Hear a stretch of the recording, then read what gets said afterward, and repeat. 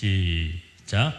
이 말씀하신 후에 또 이르시되 우리 친구 나사로가 잠들었도다. 그러나 내가 깨우러 가노라. 제자들이 이르되 주여 잠들었으면 낫겠나이다 하더라. 예수는 그의 죽음을 가리켜 말씀하신 것이나 그들은 잠들어 쉬는 것을 가리켜 말씀하신 줄 생각하는지라. 아멘. 오늘 저는 여러분과 함께 크게 따라서 듣겠습니다. 절망이 희망으로. 하나님 말씀에 오늘 본문에 등장하는 인물은 여러분이 너무나 잘 알고 있는 마르다와 마리아의 오빠였던 나사로가 죽었다가 살아나는 그 사건에 대한 내용입니다. 오늘 제목이 절망 또 희망이라고 하는 이 두 대조적인 단어를 표현해서 절망이 희망으로라고 하는 그 메시지를 전하기 전에 여러분, 이 절망이라고 하는 단어의 한자 풀이를 보게 되어지면 한자를 공부하다 보면요, 저는 어릴 때부터 어머니께서 서예를 오랫동안 가르쳐서 한자를 써오기만 했지만 나이가 들어 공부하다 보니까 이 한자의 기원을 공부하다 보면 놀랍게 많은 글자들이 하나님과 연관되어져 있다는 것을 알 수 있습니다. 절망이라고 하는 이 단어의 절자가 어떤 절자인지 아십니까? 바로 끊어질 절입니다. 그리고 바로 그 뒤에 이어지는 망은 바랄 망. 거기에 대조적인 단어였던 희망의 희자는 끊어질 절과 반대적인 의미로 바랄 희, 희망하다 희예요. 그렇다면 이 절망이라고 하는 것은 무엇이 그 전제 아래에 이 단어가 나타났을까 생각해 보면 무언가가 연결되어 있던 것이 뭐였다는 거예요? 끊어졌다는 겁니다.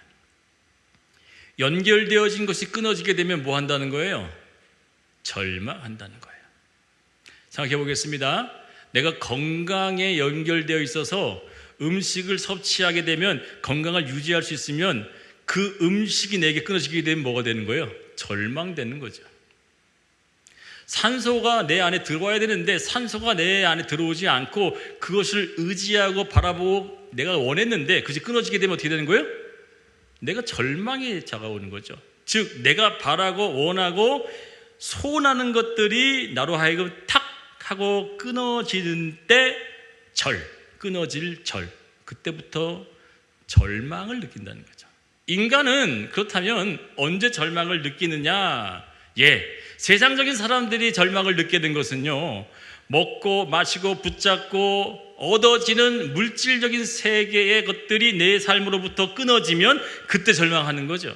돈이 사라지거나 건강이 사라지거나 재물 또한 명예, 지위, 내가 의지하고 붙잡을 수 있고 보고 듣고 얻을 수 있을 만한 그 모든 것들이 연결되어 있는데 그것이 하나씩 끊어질 때마다 우리는 절망을 느끼는 거예요. 그러나 신앙인들은 하나님께서 우리에게 말씀하시고 신앙인들은 특별히 세상에 연결되어 있는 그 모든 고리들이 끊어지고 오직 하나님께서 그 사람들을 이 세상에서 구별하여 부르실 때 다른 것은 모두 다 끊고 하나님만 딱 연결해 놓은 거예요. 그게 뭐예요? 하나님과 연결되어 있는 그 고리와 그 끈이 연결되어질 때만 우리에게 소망이 있을 것이고 그 끈이 끊어지는 순간 뭐 하는 겁니까? 우리는 절망을 느끼는 겁니다. 아무것도 할 수 없는 어떤 상황에서 바라는 것을 연결시키는 무언가를 끊어질 때마다 우리는 절망을 느끼고 또 그로 인해서 어려움을 당하지만 가장 큰 절망은 이 모든 세상의 인간들은 세상에 의지할 것이 아닌 바로 태어날 때부터 우리 인간에게 연결되어지는 그 유일한 희망의 끈, 바로 하나님과 연결되어 있는 그 희망의 끈을 우리가 끊어진 채 산다면 우리에게는 희망이 없습니다. 우리는 본디 아무 쓸모없는 사람들이었습니다. 이사야서에 보게 되면 불에서 꺼낸 그슬린, 또 스가랴서에 보게 되면 우리는 더러운 옷을 입고 있는 것과 같이 태어났다 그래요. 그러나 그런 존재에게 하나님께서는 하나님의 거룩한 은혜로 찾아와 주셔서 하나님께서 하늘로부터 이 땅에 보이지 않지만 붙잡을 수 없지만 무언가가 연결되어 있는 그 고리와 선이 있는데 그 선이 연결됨으로 말미암아 희망 없이 살아가고 있는 이 모든 인류와 인간들에게 오직 희망이신 예수 그리스도께서 바로 연결되어져 있다고 믿으시면 아멘 하시길 바랍니다. 우리는 다른 것으로 연결되어 있는 존재가 아니에요. 우리가 연결되어 있고 우리가 끊어지지 않고 있는 그 무언가. 그래서 이렇게 얘기하죠. 로마서 8장에 뭐라고 합니까? 세상에 어떠한 것들도 뭐예요? 결코 예수 그리스도와 하나님과 우리 자녀 속에 뭐예요? 끊을 자가 있대 없대요? 없대요. 끊을 수가 없대요. 그 연결되는. 근데 절망은 무언가가 탁 하고 끊어졌기 때문에 절망한다는 겁니다. 제가 미리 이 단어를 설명하기 이유가 뭐냐면 절망을 하는 이유는 나로부터 무언가가 끊어졌다는 거예요. 그렇다면 이 전제로 출발한다면 다시금 하나님의 은혜가 나로 하여금 연결되어져 있는 그 믿음만 가지면 절망이 오늘 제목처럼 희망으로 뒤바뀔 수 있는 기적의 역사가 나타남을 믿습니다. 오늘 본문의 요한복음 11장은요 절망을 그대로 표현하는 인간이라고 한다면 모든 생물과 생명이 있는 존재들은 죽음, 곧 사망이라고 하는 것을 딱 마주하게 되어지면 절망할 수밖에 없죠. 왜요? 마지막 호흡이고 그 마지막 사망이라는 것이 끝이라고 여기기 때문에. 그런데 이 절망이라고 하는 사망의 현장 속에 예수께서 이 절망은 더 이상 절망이 아닌 인간과 인간 사이에 연결되어 있는 그 절망에서 고개를 숙이고 눈물을 펄펄 쏟고 있는 이 마르다와 마리아에게 이야기했던 그들은 뭐예요? 어떤 것에 절망을 느꼈습니까? 나사로가 살아있는 동안까지는 희망을 가졌지만 나사로가 딱 하고 죽는 순간 그때 그 순간으로 이 마리아와 마르다는 소망이라고 하는 것이 끊어져 버린 거예요. 그러나 예수님께서는 오늘 이 마르다와 마리아에게 무엇을 선언해 주기 오셨냐? 크게 세 가지를 이 본문을 통해서 알려주고자 의도적이고 또한 계획적이고 또한 하나님께서 어쩌면 우리에게 우리 편에서는 힘들게 하는 고난일지 몰라도 하나님 편에서는 의도적으로 그들에게 하나님의 믿음을 증명해내기 위해서 하나님께서 세 가지로 나타나셨다는 겁니다. 첫 번째, 그게 좀 따라했으면 좋겠습니다. 고난은 하나님의 사랑의 징표입니다. 고난은 하나님의 사랑의 징표라고 하는 이 사실을 믿음을 가진 자들은, 아니 신앙을 가지고 있는 모든 자들은 바로 인식을 해야 하는데 우리는 땅에 발붙이고 살기 때문에 그 인식을 하기가 너무나 어렵습니다. 왜요? 지금 당장 어렵기 때문에, 지금 당장 고통을 당하기 때문에, 지금 당장 숨이 턱턱 막히기 때문에 우리는 그 고난을 마치 누군가가 나를 괴롭히고 누군가가 나를 힘들게 하고 또 때로는 사탄이 나에게 역사한다고 하는 그런 곳으로 보기 때문에 우리는 절망하고 힘들지만 그 넓은 큰 틀에서 보게 되어지면 하나님은 의도적으로 어쩌면 그 고난이라고 하는 것을 통해서 하나님의 사랑의 징표를 나타내 보이겠다는 거예요. 자, 봅시다. 진짜 그런지 하나님께서 사랑한다면, 여러분이 자녀에게 사랑한다면 일부러 고난을 주는 부모가 어디 있겠습니까? 하나님께서 이렇게 표현하셨죠. 진짜 참 아버지가 자녀가 돌을 달라 그러면은, 떡을 달라 그러면 돌을 주고, 또한 생선을 달라 그러면 뱀을 주겠냐? 그런 아버지가 어디 있냐? 라고 얘기하시죠. 마찬가지입니다. 악한 자라도 좋은 것을 줄 줄 알거든 하물며 천부가 그렇게 하겠느냐? 라고 하는 의문형으로 질문을 합니다. 그런데 오늘 본문에는 정확하게 이 나사로를 어떻게 했는지 예수님의 그 중심의 마음이 기록되어 있습니다. 요한복음 11장 3절입니다. 이에 그 누이들이 예수께 사람을 보내어 가로되 주여 보시옵소서 사랑하시는 자가 병들었나이다 하니, 이 나사로를 어떻게 표현했습니까? 관심도 없는 사람이래요? 아니면 그냥 그저 취급하는 사람이래요? 아니요, 사랑하는 사람이었다는 거예요. 예수께서 극진히 그를 마음속에 두는 그냥 일반적인 사람이 아니라 극도로 사랑했을 만큼의 중요성을 가진 존재였다는 거예요. 그리고 예수께서 또한 직접 스스로도 어떻게 표현하셨는지 11장 5절입니다. 예수께서 본래 마르다와 그 동생 나사로를 어떻게 했대요? 사랑하셨다고 하십니다. 여러분, 사랑하시는데 왜 절망의 상황 가운데 놓였냐 이거예요. 분명히 성경은 얘기합니다. 나사로를 너무너무 사랑했고, 또한 예수님 스스로도 마르다와 그 동생, 그의 자녀, 그의 모든 친지들 중에 나사로를 특별히 사랑했대요. 특별히 사랑했음에도 불구하고 그를 어떻게 내버려뒀습니까? 죽게 내버려뒀다는 겁니다. 여러분, 우리는요 여기서 의문을 가져야 하는데, 그 의문은 고난 중에도 하나님께서 계획하심이 있다라고 하는 믿음을 가져야 되는 그 의문을 가져야 한다는 거예요. 지금 이 겪고 있는 어려움, 지금 당하고 있는 그 힘듦, 내게 어려움 주는 어떤 사람들, 관계, 이 모든 것들 속에서도 분명 그 안에 하나님이 선하신 뜻이 있을 거야, 나에게 원하신 하나님이 분명한 뜻이 있을 거야 라고 하는 그 믿음을 가지고 볼 수 있어야만 뭐 한다는 거예요? 세상에 연결되는 것이 아니라 하늘로 연결되어 있는 희망을 둔 자를 믿습니다. 그 사람에게 희망을 두면 끊어질 자예요. 아멘. 하나님은 지금 말씀하신 게 뭐냐면, 너가 그 사람을 의지하니, 그 돈을 의지하니, 그 환경을 의지하니, 그것은 다 어떠할 것이라고요? 끊어질 것들이라는 거예요. 다 끊어질 것들이기 때문에 절망을 느낄 수밖에 없지만, 여러분, 저 사람 내가 믿는다, 저 환경은 내가 의지한다, 저 돈은 내가 분명히 있으면 내가 성공한다, 의지했던 것들이 다 끊어질 때가 온단 말이에요. 그 절망을 느끼고 깨달을 때마다 우리는 뭘 깨닫고 배웁니까? 내가 오직 의지할 것은 보여지지 않는 하나님만 의지하는 희망을 둬야겠구나라고 하는 것이 영적인 사람인 거예요. 진짜 영적인 사람은요, 지금 당장 겪고 있는 고난 때문에 그 사람에게 뭐라 하고 그 환경에게 나무라는 것이 아니라 하나님의 놀라우시고 또 우리가 상상할 수 없을 만큼의 크신 계획이 희망을이라고 하는 큰 선물 속에 우리에게 주고 있다는 사실을 믿으시길 축원드리겠습니다. 여러분, 가장 큰 징계가 뭔지 아세요? 성경에서 가장 큰 징계는 로마서 1장에 기록되어 있어요. 쫙 여러 가지 내용을 쫙 나열합니다. 이것도 죄, 이것도 죄, 저것도 죄, 쫙 죄에 대해서 쫙 나열을 해요. 맨 나중에 나열을 한 후에 마지막에 이 모든 사람들을 뭐라고 해요?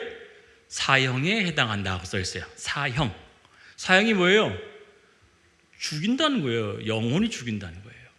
그런데 죽이기 전까지 하나님께서 그 사람을 사형에 이르는 데까지 가기 전에 그 사람에게 어떠한 일들로 그 자리까지 몰아냈느냐, 이게 중요한 거죠. 그러니까 사형은 결론이에요. 결말에 대한 열매지만 그 과정 속에 하나님께서 사형자로 이끄는 그 사람들에게 어떻게 대하느냐가 중요하죠.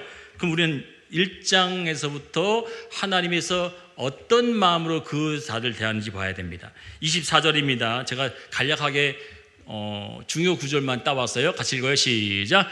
마음의 정욕대로 더러움에 내어버려 두사 부끄러운 욕심에 내어버려 두셨으니. 다시 한번 빨간 글씨 시작. 내어버려 두셨으니. 28절입니다. 시작. 그 상실한 마음대로 내어버려 두사 합당치 못할 일을 하게 하셨으니. 다시 한번 빨간 글씨 있습니다. 내어버려 두사. 총 3번에 걸쳐서 하나님께서 뭐라고 말씀하셨어요? 내버려 뒀다는 거예요. 내버려 둔다는 것이 무슨 얘기입니까? 우리나라 한글로 무관심이에요. 신경 쓰지 않는다는 거예요. 저가 죄를 짓든 잘못을 범하든 악행을 저르든 그냥 신경을 딱 끊어버리고 마음대로 네가 원하는 대로 살아. 이게 가장 무서운 하나님의 벌이에요. 하나님이 잘못을 하고 있는데도 불구하고 매를 들지 않고 징계를 내리지 않으면 그 결과가 어떻다는 얘기예요? 사형에 간다고요. 할렐루야. 잘 들으시기 바랍니다. 하나님께서 또한 우리 자녀가 잘못을 범하게 됐을 때 하나님이 매를 들고 징계를 내리지 않으면 그냥 내버려 두는 순간 그게 어디까지 치닫는다고요? 사형까지 이를 대로 내버려 둔다는 거예요. 그러나 하나님께서 사랑하시는 자는 어떻게 하신다고 지난주에 말씀하셨죠? 히브리서 12장 6절 다시 한번 크게 읽습니다. 시작.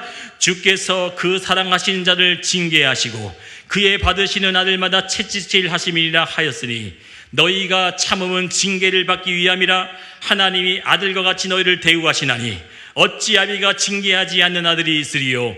징계는 다 받는 것이거늘 너희에게 없으면 사생자여 참 아들이 아니니라. 아멘. 부모도 마찬가지예요. 여러분들 부모들이 자녀에게 극도로 화가 나게 되면 화가 내어지고 때리고 욕할지 몰라도 마지막까지 징계가 어떤 징계가 가장 무섭냐? 그냥 내버려 둬버리는 거예요. 그래 네 맘대로 살아. 네가 원하는 대로 가고 살아봐. 이게 가장 무서운 징계예요. 하나님 역시도 사망에 이르기까지 사형에 치일 때까지 뭐 한다는 거예요? 내버려 둬버리신다는 거예요. 그게 가장 무서운 징계입니다. 그러나 하나님은 우리에게 뭘 주신다는 거예요? 징계. 그것이 곧 우리에게 고난처럼 느껴지는 거예요. 그러나 그 고난은 다른 말로 뭡니까? 하나님의 사랑의 징표인 줄 믿습니다. 깨달아지시면 아멘 하기 바랍니다. 내가 지금 겪고 있는 이 고난, 나를 힘들게 하고 있는 이 사람, 다른 측면으로 뭐라는 거예요? 하나님의 사랑의 징표이심을 믿습니다. 두 번째입니다. 다 같이 크게 읽습니다. 시작. 주님은 항상 절대 희망으로 일하십니다. 요한복음 11장 6절에 하나님께서 절대 희망을 가지고 있어서 그 절대 희망, 그러니까 완벽한 바랄 것들을 하기 위해서는요, 어떤 상황을 만들어지 완벽하게 바랄까요? 완전하게 바랄 수 있으려면 어떤 상황을 만들어야 될까요? 완전한 절망을 줘야 돼요. 맞죠? 여러분들 조금이라도 의지할 게 있으면요, 하나님을 의지할 게 있을까 없을까? 아니, 1% 의지할 게 있으면 99% 하나님을 의지한다는 얘기죠. 그럼 100%가 되지 않는다는 얘기예요. 그래서 우리는 하나님을 의지하려면, 이 절대적 희망을 가지려면 그에 반대로 절대적 뭐가 필요해요? 절망이 필요한 거예요.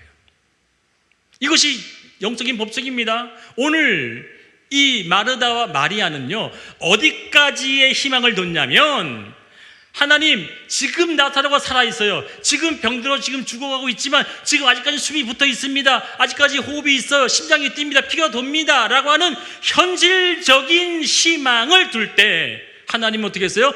그들이 두고 있는 그 희망을 의지하지 않고 그것이 완전히 끊어져서 그것에 의지하지 않을 수밖에 없는 상황을 만들어 놓고 일부러 뭐 하는 거예요? 절대적인 절망을 그들에게 선사했다는 거예요. 봅시다. 진짜인지 아닌지 볼게요.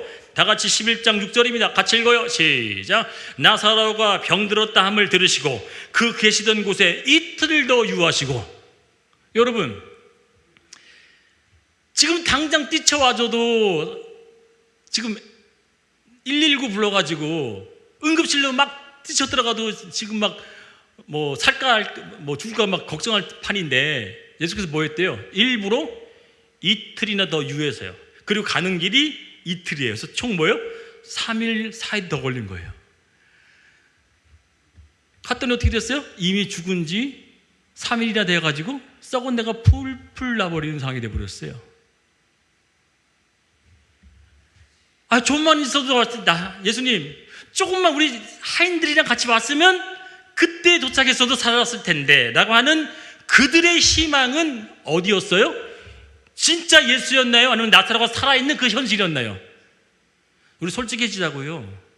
마르다와 마리아가 의지했던 것은요, 예수님이었습니까? 나사로가 숨이 붙어 있는 것이었습니까? 나사로가 숨이 붙어 있는 것을 더 의지했어요. 더 살아있어야 돼. 예수님 오시기 전까지 더 살아있어야 돼. 사실상 예수님 반, 많이 쳐줘도 뭐예요? 예수님 반, 나사로가 살아있는 거 반이에요. 하나님은 어떻게 일하시냐면 네가 의지하고 붙잡고 희망이라고 여겨있는 이 세상의 땅에 있는 것들이 완벽히 절망으로 되어질 때 비로소 나를 의지해야지만 그것이 100점짜리 믿음이야, 이거예요. 오늘 본문의 일부러 예수님께서 이틀을 더 유하신 이유는 더 이상 의지할 수 없을 만큼 썩은 내가 풀풀 나가지고 누구도 인정할 수밖에 없는 절망의 상태에서 하나님께서 일하셔야만 그들은 내가 의지할 것은 뭐다? 심장이 뛰고 피가 돌고 호흡을 하고 있는 이 나사로가 살아있는 것이 아니라 이 죽은 상황에서도 하나님이 하실 거라고 하는 믿음을 보여주기 위함을 믿습니다. 주님은 항상 절대의 희망, 이 절대의 희망은 곧 우리에게 절대 절망이에요. 누구도 이 교회가 일어날 수 없다라고 하는 그 사람이 있다고 한다면 저는 네, 맞습니다. 이 교회는 일어날 수 없습니다. 누구도 회복할 수 없습니다라고 하는 어떤 그 내 사역과 내 목회를 얘기한다 할지라도 아닙니다. 하나님은 하실 수 있습니다. 저는 못해도 이 교회는 스스로 일어날 수 없어도 하나님은 할 수 있습니다라고 하는 절대 희망을 위해 우리는 항상 뭘 둬야 되는 거예요? 절대 절망이기 때문에 하나님만을 의지할 줄 믿습니다. 여러분, 유명한 헬렌 켈러가 이런 얘기를 했었어요. 내 삶의 앞에 문이 막히고 뒤에 문이 막힐지라도 하나님은 언제나 하늘 문을 열어두신다. 아멘인가요? 헬렌 켈러는요, 눈이 보여지지 않지만 그는 늘 뭘 했다는 거예요. 하늘의 문을 연결되어진 것을 상상하며 내 앞문과 뒷문이 닫혀도 내가 의지할 것은 뭐다? 하늘 문은 늘 열려있기 때문에 하나님을 난 의지하겠다라고 했어요. 그는 육체적으로 보여지지 않지만 뭐 하고 있는 거예요? 영적으로 하나님을 볼 수 있는 영의 눈이 있었다는 사실을 믿습니다. 야곱은요, 원래 육신적인 사람이었어요. 형을 사기쳐서 장자권의 축복을 빼앗았죠. 아름다운 여인을 얻기 위해서 그 여인을 위해서 14년을 수고하고 했었어요. 그리고서 물질을 더 풍성하게 하기 위해서 거기서 또 플러스 6년을 해가지고 총 20년을 자신의 육신의 그 안목과 이생의 사랑을 얻기 위해서 열심히 전진했어요. 그러나 그 모든 것이 하루아침에 어떻게 했어요? 야복강 앞에서 다 모든 것들이 사라져버렸죠. 누굴 보냈어요? 가족을 보내고, 제일 먼저 얻었던 라헬과 레아를 보내고, 또 누굴 보내요? 하인을 다 보내고요. 또 그 다음에 뭘 보내요? 재산을 다 보내고, 뭐만 남았어요? 자신 혼자 남았어요. 다른 말로 뭡니까? 내 삶의 절대 희망이라고 여겼던 것들이 다 떠나보낸 후에 남은 건 자기 몸뚱아리 하나뿐이었는데 이제 나의 희망은 누구라고요? 지금 내 앞에 있는 하나님, 하늘의 사자, 그분만을 의지하며 하나님 나를 축복하지 않으면 나는 당신을 놓을 수 없습니다. 이것이 무슨 얘기예요? 야곱도 뭘 느낀 겁니까? 내가 의지하고 내가 붙잡았던 절대 희망이라고 했었던 것들이 다 사라진 후에 내게 남은 것은 진짜 하나님밖에 없구나 라고 깨달을 때 비로소 그때 그에게 이름을 주십니다. 야곱은 사기꾼, 속이는 자였지만 하나님이 그로부터 어떻게 얘기합니까? 너는 너 스스로 네 희망을 위해서 남을 속이고 네 스스로 남을 기만하고 살았지만 이제는 너는 하나님만으로 살아야 되는 존재가 되어지니 내 이름을 이스라엘로 해라. 그 이스라엘의 이름의 뜻은 뭐예요? 하나님이 나를 통치하시다예요. 창세기 32장 26절 28절을 다 같이 크게 읽어봅니다. 시작. 그 사람이 가로되 날이 새려하니 나로 가게 하라. 야곱이 가로되 당신이 내게 축복하지 아니하면 가게 하지 아니하겠나이다. 그 사람이 그에게 이르되 내 이름이 무엇이냐? 그가 가로되 야곱이니이다. 그 사람이 가로되 내 이름을 다시는 야곱이라 부를 것이 아니요 이스라엘이라 부를 것이니 이는 내가 하나님과 사람으로 더불어 겨루어 이기었음이니라. 아멘. 여기서 이겼다고 하는 것이 무슨 얘기입니까? 실제로 이겼어요? 졌어요? 졌어요. 한 대 맞아가지고 한 대 부러져서 졌어요. 졌는데 이겼다라고 칭해준 것이 뭐예요? 하나님 앞에 철저히 무너지고 깨어지고 넘어지고 하나님만이 내 주입니다라고 하는 그런 자를 뭐 했다고 얘기하는 거예요? 너는 이긴 자다라고 하는 거예요. 여러분, 요한계시록 읽어보셨죠? 요한계시록에 누가 나와요? 이긴 자가 나오죠. 그 이긴 자가 누구예요? 예수인데 그 이긴 자가 실제적으로 이겼어요? 졌어요? 아니 실제적으로 십자가에서 달려 죽었으면 뭐 한 거예요? 진 거예요. 진 자인데 어떤 자로 등장해 나와요? 이긴 자로 나와요. 할렐루야. 하나님의 법칙은 이렇게 반대적으로 우리에게 뭐 하냐면 네가 네 삶의 완전한 절망을 깨닫고 나를 온전히 희망자로 두면 너는 뭐 한 자다? 이긴 자야 라고 한다는 거죠. 이 세상에서는 넌 진 자고 너는 넘어진 자고 너는 아무것도 아닌 자로 여겨지는 그 자가 되어질 때 비로소 너는 어떤 자다? 이긴 자가 된다는 겁니다. 제가 대표적인 인물을 소개할게요. 이 사람은요 120년 살았습니다. 인간의 살 수 있는 하나님이 정해준 딱 그 기간만큼 살았던 존재인데 그 기간을 딱 세 등분할 수 있어요. 세 등분하면 몇 년이에요? 40년, 40년, 40년이죠. 맞죠? 이게 우연이 아니에요. 이 사람이요 딱 120년 살고 120세 살고 하나님이 인간은 120세만 살아라 했던 그 정해놓은 기간에 정확히 채우고 이 사람의 인생 전반을 쫙 돌아봤더니 그러니까 전반전 40년, 중반전 40년, 후반전 40년을 살아서 총 120년을 산 사람인데 이 사람이 과연 누구냐? 바로 모세예요. 첫 번째 이 모세가 전반전 40년을 어디서 살았습니까? 몰라요? 그렇죠. 이 사람은요 전반전을 이렇게 살았습니다. 나는 특별한 사람이야. 난 태어났는데 흙수저였지만 누가 나를 잘 건져가지고 난 뭐해서 I'm special이 되었어. 이 사람은요 처음에는요 자기 자신을 굉장히 특별한 사람으로 여겼어요, 스스로. 그래서 그가 왕궁에서도 얼마나 특별한 사람으로 여겼는지 자기가 둘러보면서 저런 어떻게 저렇게 정치를 해, 저렇게 치리를 해 하면서 화가 나가지고 애국 군사를 때려 죽여가지고 어떻게 해요? 살인자가 되어서 도망자가 됐잖아요. 그리고서부터 나머지 40년 어떤 삶이었습니까? 왕국에서 40년 살았죠? 나는 특별한 사람입니다. 나는 잘할 수 있는 사람입니다. 난 모든 것을 다 할 수 있어요. 라고 하면 스스로 잘할 수 있다고 여겼던 40년. 그리고 또다시 하나님께서 그를 어떻게 두셨냐면 광야, 미디안 광야에서 몇 년? 40년 동안 뭐 하게 만들어요? 여러분, 이 사람이, 이 모세가 왕국에 살 때는 의기양양하고 어깨에 힘이 들어가고 목이 막 곧아가지고 잔뜩 힘이 들어있던 사람인데 하나님께서 이 사람을 탁 쳐가지고 뭘 줬어요? 고난을 주셔서 광야, 미디안 광야로 집어넣으시고 몇 년? 40년. 이 중반기 동안 이 사람을 뭘로 만드셨냐? 다 같이 성경 봅니다. 출애굽기 2장 20절이에요. 시작. 그가 아들을 낳음에 모세가 그 이름을 게르솜이라 하여 가로되 내가 타국에서 객이 되었음이라 하였더라. 첫 아들 딱 낳자마자 첫 아들 이름을 뭐로 줘면, 여러분 첫 아들 낳으면 이름을 잘 줘주고 싶어요, 막 줘주고 싶어요? 그런데 이 사람은요 얼마나 자기 신세가 한탄하고 그냥 얼마나 처량했는지 그 아들에게 이름을 줘서 어떻게 줬냐면, 승민아 네 이름을 너무너무 잘 줘줬는데 네 이름을 이렇게 줘주면 기분 나쁠 것 같아. 어떻게 하냐면 나는 홀로 된 자야, 나는 떠돌이야, 난 나그네야. 그래서 첫째 아들 이름을 뭐라고 줬다고요? 게르솜. 게르솜이 뭐라고요? 나는 나그네야, 난 떠돌이 된 자야, 나는 아무도 없는 사람이야, 홀로 된 자야, 난 외톨이야. 이렇게 되어지는 이름을 지면서까지 자기 자신을 뭐예요? 가장 낮은 자로 취급하는 40년을 보내요.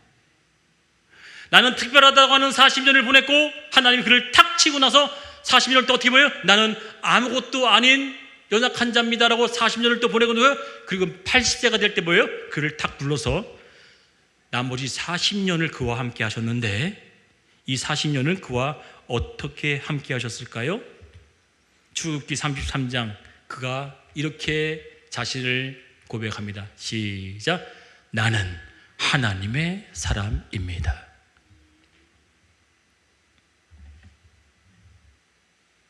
모세는 첫날 아기 때부터 나이 40세가 될 때까지 자기는 특별하다고 생각했어요.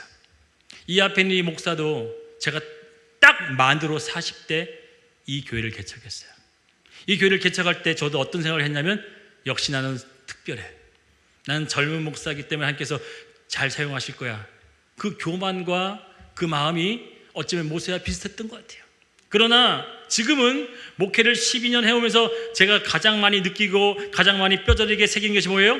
나는 아무것도 아니구나 라고 하는 것을 점점점 크게 느끼게 돼 있어요. 하나님이 나를 사랑했기 때문에 나는 마지막 숨을 거둘 때 나는 어떤 사람이라고요? 나는 하나님의 사람입니다 라고 하는 것으로 내 인생을 마주하고 싶습니다. 오늘 이 모세가 출애굽기 33장 거의 끝부분에 어떻게 하나님께서 그를 인정해 주는지 봅시다. 특별했던 사람에서 나는 아무것도 아닙니다 라고 했던 사람으로 바뀌고 마지막 40년의 마지막 종착지에 머물 때 하나님께서 이 모세에게 어떻게 얘기해 주는지 봅시다. 다 같이 봅니다. 33장 17절이에요. 시작. 여호와께서 모세에게 이르시되 너의 말하는 이 일도 내가 하리니 너는 내 목전에 은총을 입었고 내가 이름으로도 너를 알미니라. 아멘. 하나님께서 모든 걸 다 뭐 한다는 거예요? 네가 어떤 곳에도 넌 나의 사람이야 라는 거예요. 할렐루야. 이 모세가 120년 동안 어떻게 바뀌었다고요?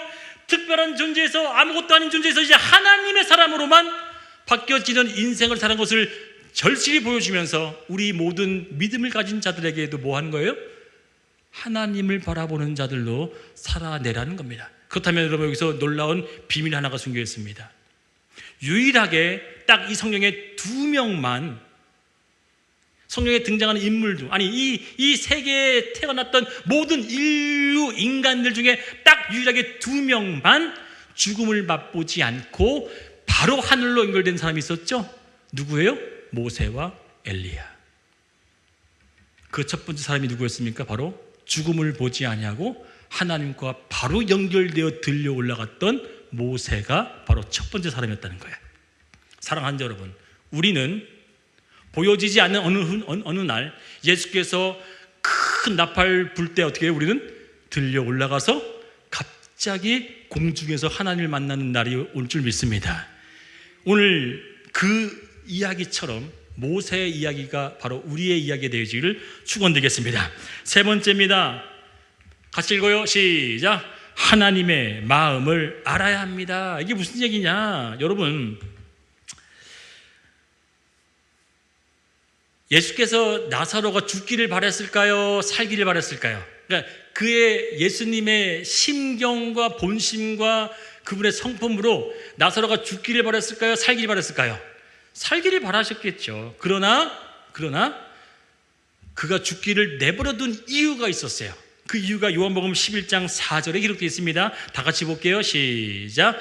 예수께서 들으시고 가라사대 이 병은 죽을 병이 아니라 하나님의 영광을 위함이요 하나님의 아들로 이를 인하여 영광을 얻게 하려 함이라 하시더라 그랬어요. 하나님의 생각은 우리의 생각과 다릅니다. 우리의 생각을 하나님의 생각으로 오해해서는 안 됩니다. 주님의 시각과 주님의 마음으로 보았을 때 나사로의 죽음은 끝이 아니라 뭐 하는 것이요? 시작이었고 하나님의 일에 동참하는 희망의 끈이었다는 얘기예요. 절망이었던 상황이지만 그 절망을 하나님이 뭘로 바꾸셨어요? 희망으로 바꿨단 말이에요. 그러니까 하나님은 우리에게 늘 펼쳐 보이고 우리에게 앞서 세우는 것이 뭐라고? 우리로 하여금 절망을 보게 만들고 그 절망을 넘어서 뭘 보게 만드는 훈련을 계속 하시는 거예요? 희망을 볼 수 있는 훈련을 계속해서 시키는 거예요. 야, 너 네 자녀 희망 있냐? 야, 이 교회에 희망 있어? 네 남편이 희망이 있어 보이냐? 라고 하는 그 절망을 계속해서 던져놓고 우리에게 뭘 시험한다는 거예요?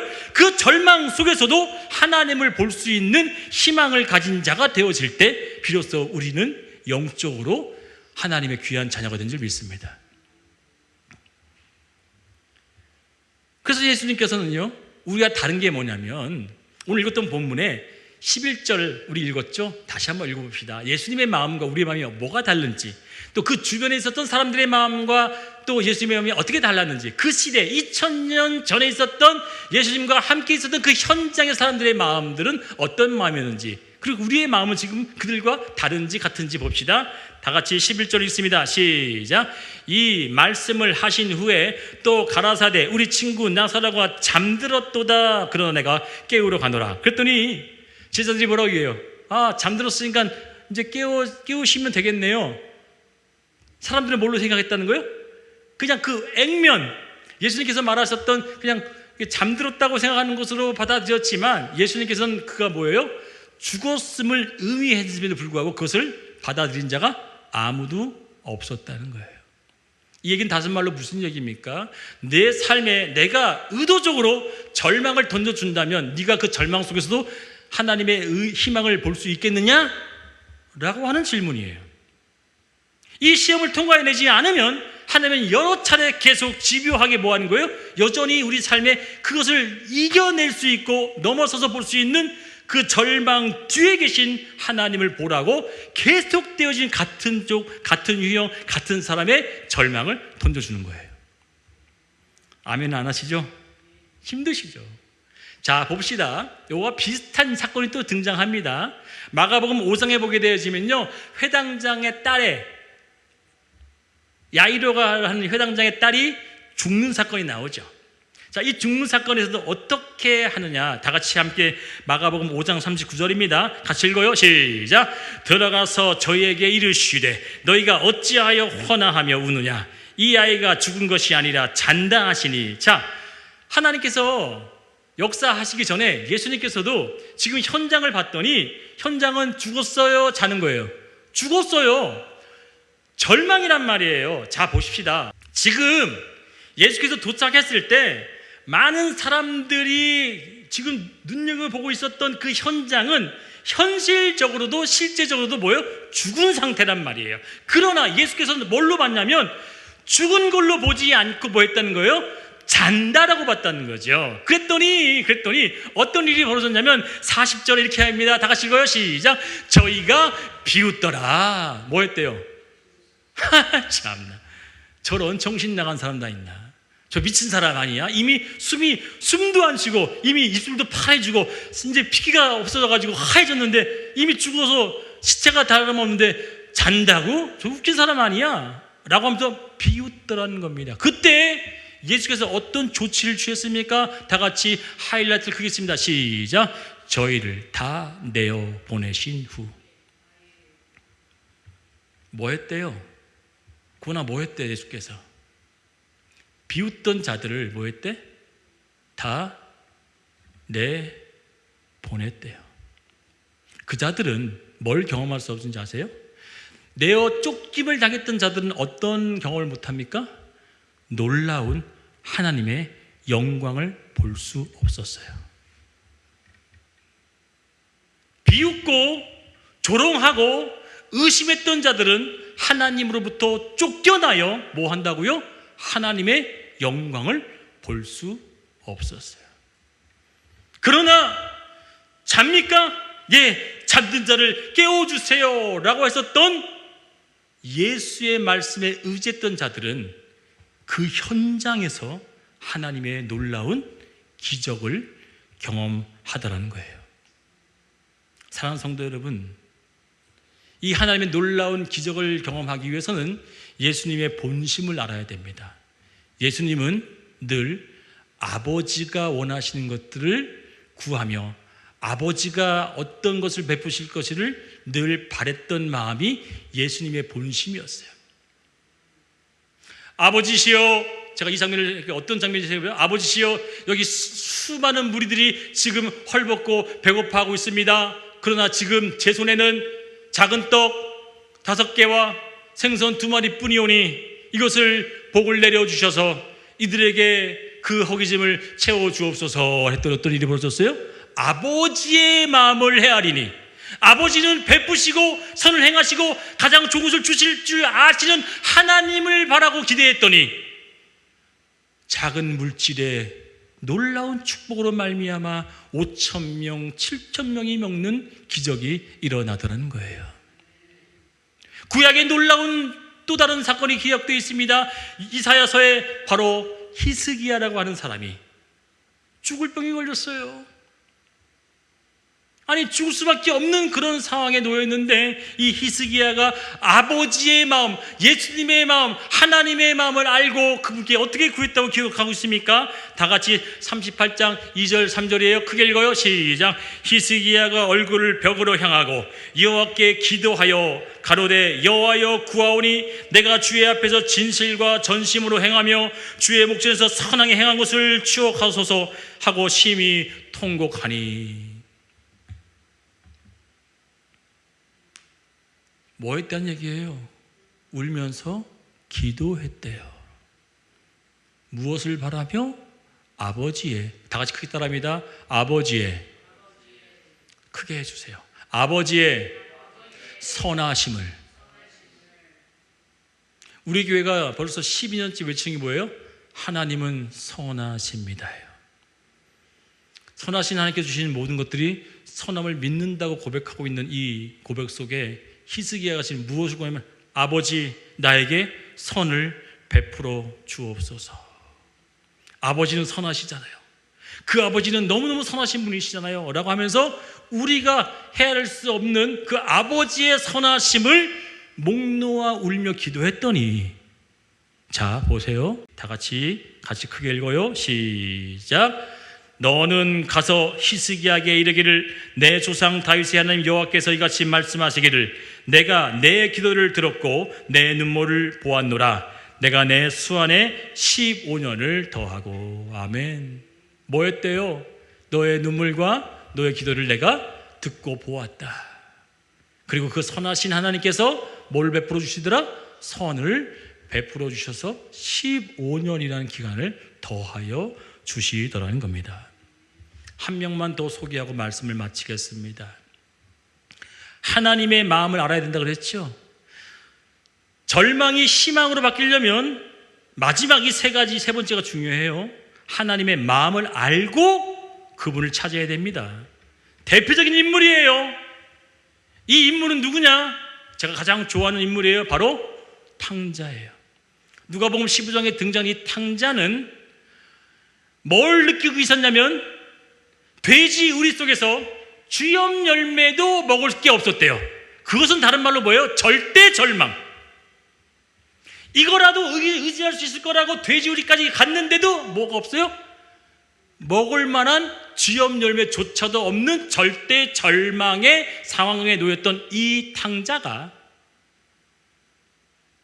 희망을 찾았어요. 도무지 절대 절망의 상황 속에서 또다시 의지할 것을 봤더니 의지할 것이 이제는 하나도 없는 그 탕자가 비로소 그때 스스로 돌이켜 뭐 했대요? 성경은 얘기합니다. 다 같이 15장 16절 크게 읽어요. 시작. 그가 돼지 먹는 쥐염 열매로 배를 채우고자 하되 주는 자가 없는지라. 이에 스스로 돌이켜 이르되 내 아버지에게는 양식이 풍족한 품꾼이 얼마나 많은가. 난 여기서 주여 죽는구나. 그리고 죽는 게 아니고 그냥 거기서 그냥 꽥 하고 죽었어요? 아니면 어떻게 했어요? 내 아버지 집에는 뭐가 많대요? 양식이 풍성한 품꾼들도 그 아버지가 돌보고 그들을 키우고 그들을 양육하되, 그러면 나도 거기서 뭐 하면 된다? 품꾼으로 받아달라고 하면 되겠구나라고 하는 뭘 떠올렸어요? 아버지의 선하심을 떠올렸어요. 완전한 절대 절망에서 이 탕자는 딱 한 가지 희망, 뭐요? 아버지의 선하심, 아버지의 사랑하심, 그것만을 떠올려서 그분께 뭐 했다 그랬어요? 돌아가겠다고 결정하고, 다 같이 봅니다. 아버지를 딱 만나요. 아버지가 찾아왔어요. 15장 19절입니다. 시작. 지금부터는 아버지의 아들이라 일컬음을 담당하지 못하겠나이다. 나를 품꾼의 하나로 보소서 하리라 했어요. 그랬더니 이 아버지가 어떻게 했어요? 그래, 너 저기 가가지고 또 뭐 농사나 짓고 집이나 짓고 뭐 동물이나 키워, 이렇게 했어요? 아니요. 품꾼으로 받아달라고 했던 이 아들에게 아버지가 뭐 했냐면 가락지를 빼어줘서 그의 손에 끼워주며, 그 당시 때 가락지를 빼어서 껴준다는 얘기예요. 너는 내 아들이야 라는 표징이거든요. 그리고 그에게 뭐예요? 옷을 입혀주며, 그리고 뭐예요? 소를 잡아 잔치를 벌이더라. 할렐루야. 이 장면이 천국의 장면이에요. 우리는 하늘나라에 어떻게 갈 수 있어요? 나를 선하게 부르실 그 아버지만을 바라볼 수 있는, 세상의 모든 것들이 끊어지고 절망으로 느껴지고 오직 희망은 하나님뿐입니다 라고 느껴지는 그 자를 하나님 뭐 하신 거예요? 가락지를 껴주고 그를 아들로 삼아주신다면 믿습니다. 깨달아지시면 아멘. 우리는 그 아들로 부르심을 받았기 때문에 절망이 오히려 우리에게 뭐예요? 희망인 거예요. 내게 지금 주어진 절망이 어쩌면 우리에게는 하늘나라 하나님만 바라볼 수 있는 희망이 될 줄 믿습니다. 오늘 한번 기도합시다. 분명히 여러분 삶 가운데 많은 절망이 있을 거예요. 또 절망 가운데도 힘듦이 있을 거예요. 그러나 오늘 기도할 것은 무엇입니까? 하나님, 이 절망이 나를 넘어뜨리고 힘들게 하는 절망이 아니라 하나님만을 바라볼 수 있는 희망으로 내가 바라보기를 원합니다. 이 희망을 바라봄으로 주님만을 끝까지 의지하기 원하니 도와달라고 다 같이 우리 주의성악 한번 크게 부르며 통성기도 하길 원합니다. 주여